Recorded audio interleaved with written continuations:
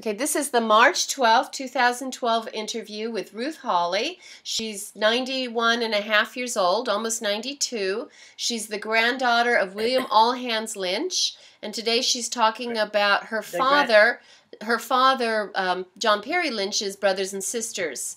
And now she's going to start talking about her grandfather's second family, and the transition from the first family and into the second family, and the oldest child of the second family. So, Ruth, or Mom, can you first tell me what happened to William All Hands Lynch's first wife, Sarah Patrick, and then tell me what happened, and then let's talk about the first child of the second family. Well, their family name was Foreman. Now, first tell me about Sarah Patrick's death, and how. Well, tell about the transition there. Sarah Patrick, I really don't know much about her family background. No. The when she died, and it was out on the Pioneer, out on the prairies of Nebraska, and in a sod house, I believe. And they had this, time she died, she had in, I think, 10 years' time, she'd had 5 live births. And then she was 29 years old, and she'd had a very, very hard life working in the fields as well as housework and raising all these children. In those days, women had no help like bottles and things like that. It was to nurse, and every child was cared for by the older children. And her first child, of course, was Belle, and I've talked about that group. But this Sarah died in, it was a birth of a 5th child. The baby was lost because she had done something to terminate the pregnancy. Well, she tried to give herself an abortion. And yeah, it was I was told by Aunt Mabel and Aunt Carrie that she drank turpentine. And of course, that she died from the effects of it. However, the little brother had been sick, little George. He was 2 years old, and he was very sick with.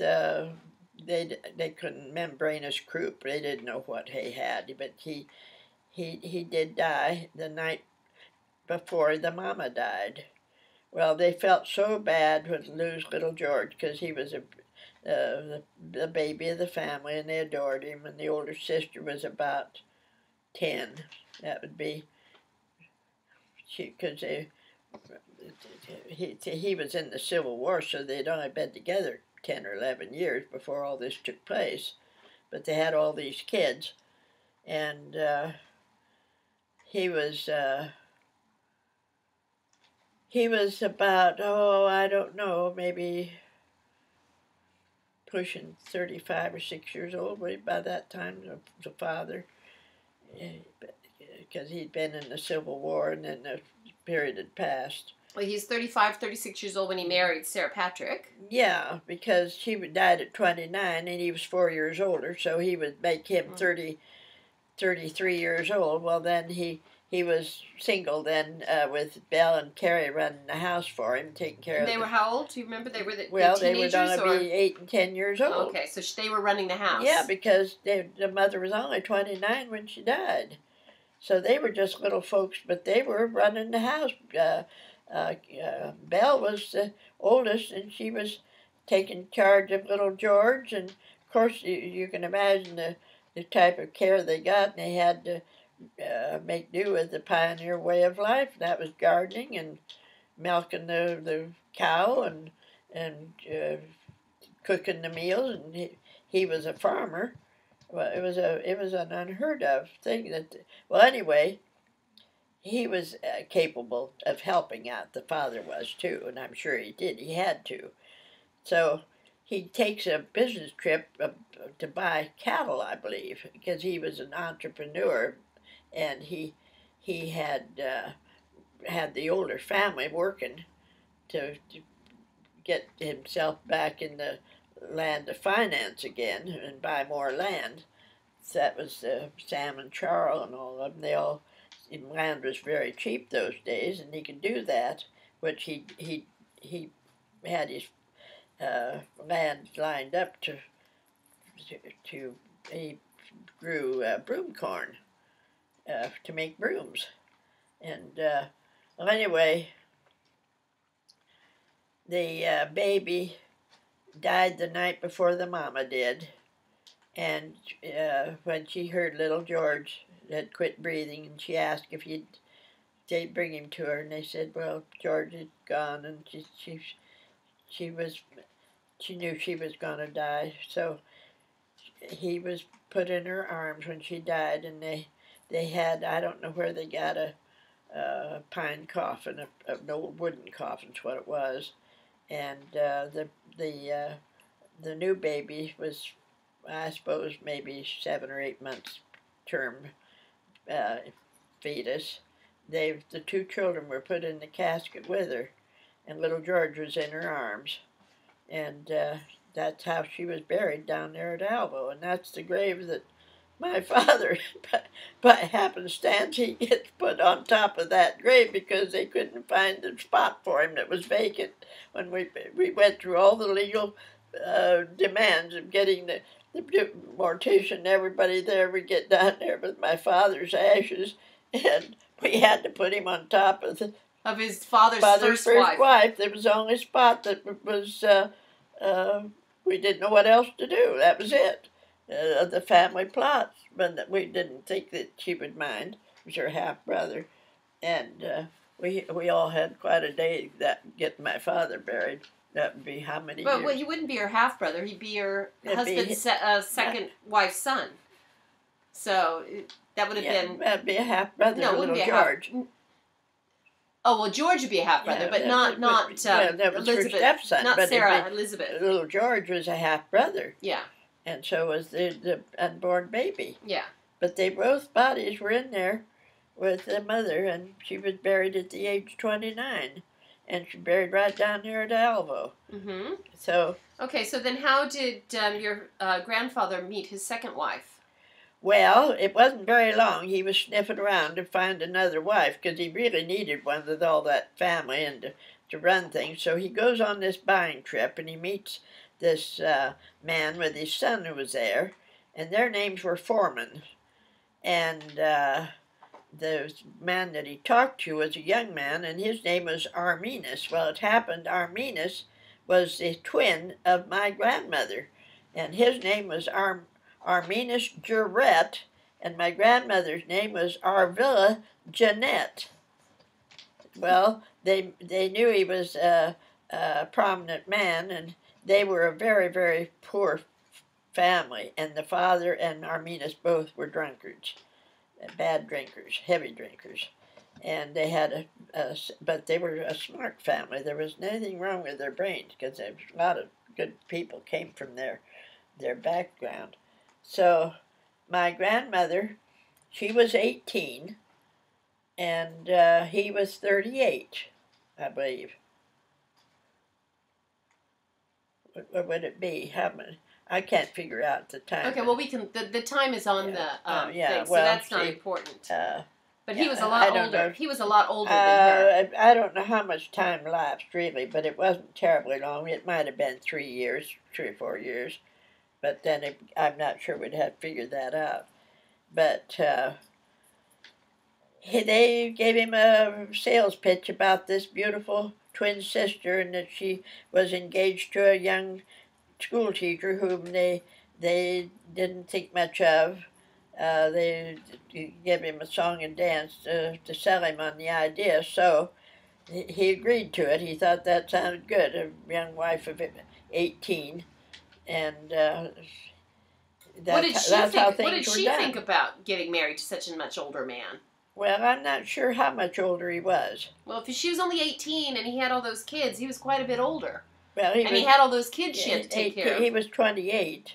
No, the wife was 28. Well, she was 29, and he was 4 years older. Okay. So he was 33 years old. Yeah, but with all those kids. Yeah. And well, she's by 18.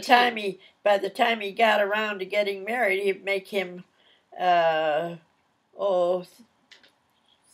maybe I don't know how much time. It was not that terribly long, because maybe 5 years. But anyway, he fell into the system of sending for his next bride, and of course this big Foreman family, then they all moved in on him. It was a big family, and they were a poor family, so, and our villa wasn't qualified to do much of anything, so they helped her, and he had it fixed with a lot of hired help to grow broom corn, and it's a family of kids that needed but having an 18-year-old girl wasn't much help, really, because she brewed the day she got into such a fix, as far as her husband was concerned. I'm sure. Yeah, but anyway, her family then came and lived with her. I know I met my grandmother's sisters. There was Aunt Aggie. She was the mother of Clarence Silverstrand, who was a very high-up official in the government affairs there in Washington. And who was that mother? Russell, he was a friend of my brother, Russell. Okay, who was Clarence Silverstrand? He was Aunt Aggie. Who's Aunt Aggie? That was my grandmother's sister. Okay, so Arvilla's sister, her name was Aggie. Aggie. There's Aggie and Maggie and there was a big family. But Maggie? They were the children of a drunkard and a very poor, bedraggled bunch. But part of them were mediocre, but part of them were very, very smart. There was George Foreman, who was an entrepreneur, and he's the one that his daughter chartered an airplane and flew off to Hollywood in some sort of an escapade. And he had all kinds of money. And she's the one that took everything out of her father's window and burned it, kicked it out in the yard. Why'd she do that? Well, because he had money. He was not a poor man, and her mother was a backwoodsy woman. She didn't know anything. I can't think of her name now. Cornelia. And, yeah, Cornelia. And she just sat back and let it happen, because old Uncle George, he was perfectly satisfied to keep things status quo and never do anything or take. But this girl was such a firebrand that it tickled him. It pleased him to have Arliss, her name was. She gets into the house and she throws everything she could get her hands on out the window and burned it. Set fire out in the yard. Every bit of clothing, furniture, anything she could get her hands on, because it was nothing but trash, Pioneer. She wanted her father to buy new stuff? Of course. He had plenty of money. He had money to let her go to college. She was the only one of his kids that he did anything for, it other than they had to learn to be farmers or whatever. But and this is your grandmother's brother. Yeah, Uncle George. And he was an entrepreneur, and he was a very smart guy, and he made a lot, but he lived like he was raised as a he didn't know enough to, but it pleased him. I think he had one smart kid that did things different than the way he did, and she got to go to college. That's Arliss. That was the baby of the family, and the rest of the family, they didn't know if they liked her or not. She didn't care. Mm-hmm. And she just, and Aunt Cornelia, she went along with it, because she never had anything new in her life or anything good. So did he go out and buy new stuff then? Oh, sure, because him and Arliss then had a shopping spree. And were you alive at the time? Do you remember that happening, or was that a family story? That was before my time. Oh, so that's a family story. Yeah, that was about in 1910 or 15. Okay. And but the whole family laughed and ha-ha'd over Uncle George's daughter. Well, anyway, she chartered an airplane to take her to California on a about the days of Charlie Chaplin, that era. And she was going to become a Hollywood something or other, and she was only, well, she was a girl in college by that time. Well, she gets out there, and then she wires her father for more money, and he sent her money. He sent her a train ticket to get herself home, and he was down there in Omaha. Met the train when she came in. He was upset by that time that she just went on a big buying spree there in Hollywood. Yeah, he had lots of money. For those days, everything was cheap anyway. But she chartered an airplane. That was the youngest daughter of Uncle George. It was a lot of amusement for the whole family. So Uncle George is your grandmother's brother. Yeah. Okay, so he's your great uncle. Yeah, it would be. And so, any more information about Arvilla Johnson? Well, she was the daughter of the oldest child. Uh-huh. They only had the one. That was Aunt Mabel. No, sorry, not Arvilla Johnson. That was I made a mistake. I want to keep talking about Arvilla Foreman. Well, your grandmother. My grandmother. Her name was Arvilla. Yeah. Do you have any more memories about Arvilla? Not really. She was engaged to a teacher, but he married my grandfather. And what kind of grandmother was she? What memories do you have of her? Well, she was so used to the caste system of she in later years she just slept on the couch and ate, and they had an old friend of hers that was her companion in the house. Uncle Ray got rigged up there in Unite Place, and his backyard joined her backyard. She had a nice place. It was a stucco type cottage. That would be my grandmother's. And we used to run from one back door to the other about 50 feet apart, maybe not that far. The garage is there. Uncle Ray had his big house facing one way, and she had her house facing a side street, but the back yards joined. And they were in, that was there in University Place. They're out of Lincoln. They're part of Lincoln. And I never knew my grandmother other than just as an old lady with a knot of hair, and she apparently had fallen down the steps or something. They claimed that, but it was dementia. Okay. But her mind was clear. It was physical. She ate, and she got way too heavy. She never lifted a finger to do anything. Her muscles were just paper, and she had no ambition to try to do anything. She never cooked for herself. Miss Tuck, my old companion, did all the work. How old was she when she died? 73, I think. Okay, well that's quite old for those days. Well, and where is she buried? She's buried there where my dad's going to be buried, there at Alvo. Alvo. Well, your dad's already buried at Alvo. Yeah. Yeah, he's already there. Yeah.